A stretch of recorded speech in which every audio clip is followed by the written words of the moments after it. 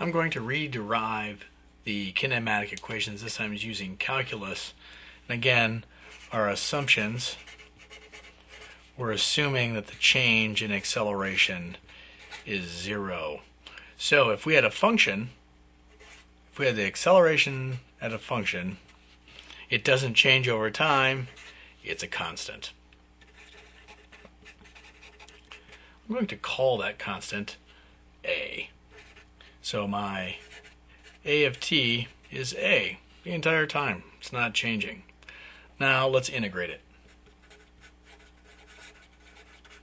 with respect to time. So I'm going to have a of t dt. This is going to give me my a of t, however, is a constant a dt, which is going to give me at plus a constant. So here's my new equation.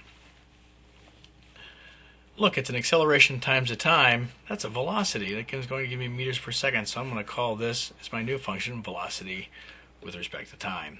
So now my velocity with respect to time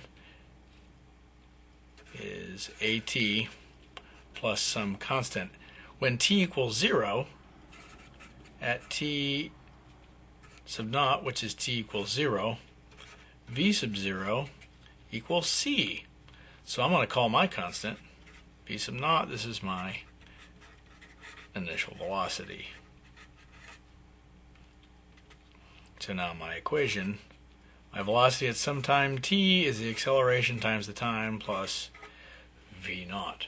So now let's integrate this one as well. Let me switch colors to make it a little more exciting. So now I'm going to integrate v sub t dt, which is at plus v naught dt, which now gives me 1/2 at squared plus v naught t plus some constant. Velocity times time is a position, and acceleration times time squared is a position. So I'm going to call this my position at some time. At t equals 0, which is t naught, that gives me, this goes to 0, this one goes to 0, this is my constant. I'm going to call that my initial position because it's at time equals 0. So the x t becomes 1/2 at squared plus v naught t plus my initial position. Thank you very much, Isaac Newton.